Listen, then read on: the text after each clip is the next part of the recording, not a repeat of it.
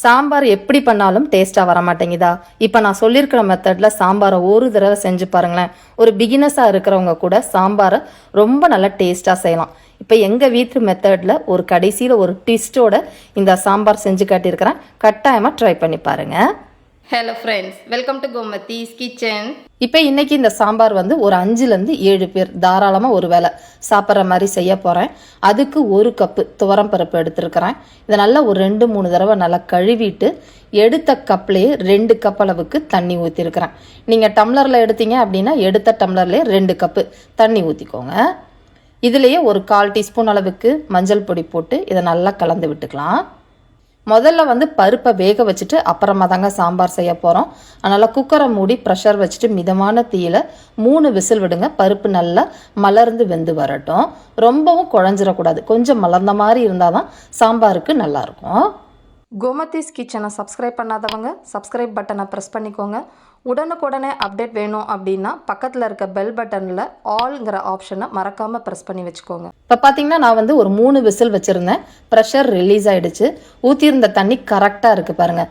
பருப்பு ரொம்ப குழையலை, நல்லா மலர்ந்து வெந்திருக்கு. இதை கொஞ்சமாக இந்த மாதிரி கரண்டியாலவே கலந்து மசிச்சு விடுங்க. மத்துலாம் போட்டு கடைய வேண்டாம். இந்த அளவுக்கு கலந்ததுக்கு அப்புறமா இதில் வெங்காயம், சின்ன வெங்காயமாக இருந்தால் ஒரு 15 வெங்காயம் சேர்த்துக்கோங்க. பெரிய வெங்காயம் அப்படின்னா மீடியம் சைஸில் இருக்கிறது 1 நறுக்கி சேர்த்துக்கோங்க.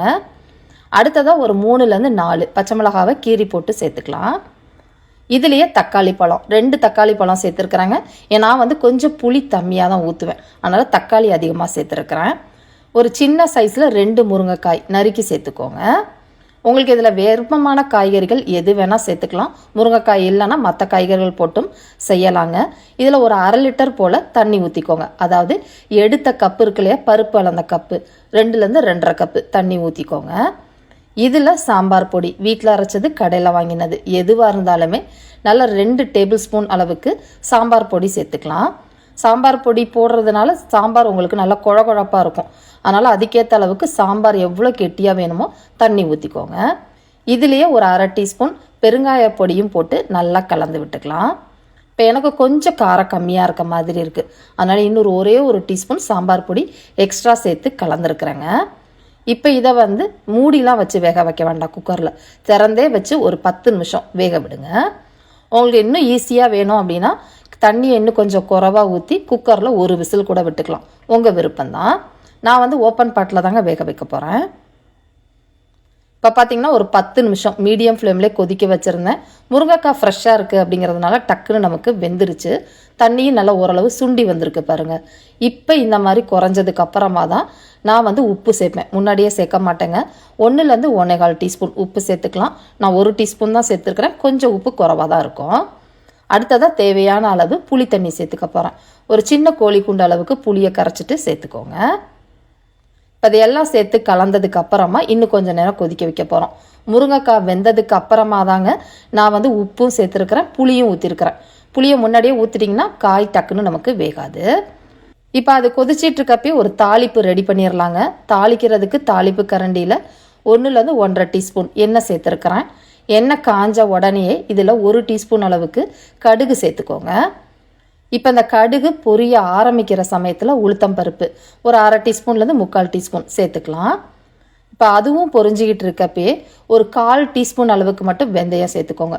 ரொம்ப அதிகமாக வெந்தயம் சேர்க்க வேண்டாம். இப்போ இதெல்லாம் நல்லா பொரிஞ்சு செவந்ததுக்கு அப்புறமா 2 வரமிளகாய் வாசத்துக்காக முழுசாக போட்டு செவக்க விட்டுருக்கிறேன்.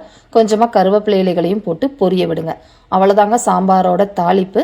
இந்த தாளிப்பை எடுத்து ஏற்கனவே கொதிச்சுக்கிட்டு இருக்கு பார்த்தீங்களா, அந்த சாம்பாரில் எடுத்து ஊற்றிடலாம். இப்போ அந்த புளியோட பச்சை வாசனை போகிற அளவுக்கு இந்த தாளிப்போடு சேர்த்து கொஞ்ச நேரம் கொதிச்சு வரட்டும். இப்போ அதுவும் கொதிச்சிட்டு இருக்கப்பே பார்த்தீங்களா, கடைசியாக இது இறக்க போகிறதுக்கு முன்னாடி என்னோட அம்மா பார்த்தீங்கன்னா இதில் முருங்கைக்கீரை சேர்ப்பாங்கங்க. முருங்கைக்கீரை ரொம்ப அதிகமாக சேர்க்க வேண்டாம். நல்லா உங்கள் கைப்பிடியால் ஒரு 1.5 கைப்பிடி முருங்கைக்கீரையை போட்டு கொதிக்க வச்சோம் அப்படின்னா சாம்பார் மணத்தில் அந்த முருங்கைக்கீரை வாசமும் முருங்கைக்காய் ஃப்ளேவரோடு இது சாப்பிட்றதுக்கு ரொம்ப ஆரோக்கியமானதாக இருக்கும். டேஸ்ட்டும் அட்டகாசமாக இருக்கும். கூடவே பார்த்திங்கன்னா இதில் கொஞ்சமாக கொத்தமல்லி தலையும் தாராளமாக சேர்த்துக்கோங்க. முருங்கைக்கீரையை முன்னாடியே சேர்த்துட்டோம் அப்படின்னா நமக்கு வந்து ரொம்ப கொதித்து அதோட சத்துக்கள் போயிடும். கடைசியாக ஒரு 2-3 நிமிஷம் மட்டும் கொதிச்சாலே போதும். அது நல்லா வெந்து இருக்கும். அதோட ஃப்ளேவர் நமக்கு அந்த சாம்பார்லேயும் கிடைக்கும். இது மாதிரி ட்ரை பண்ணாதவங்களா இருந்தீங்க அப்படின்னா ஒரு தடவை ட்ரை பண்ணி பாருங்கள், செம்ம டேஸ்ட்டாக இருக்கும். முருங்கைக்கீரைக்கு பதிலாக வெந்தயக்கீரையும் சேர்க்கலாம், அதுவும் நல்லாயிருக்கும்.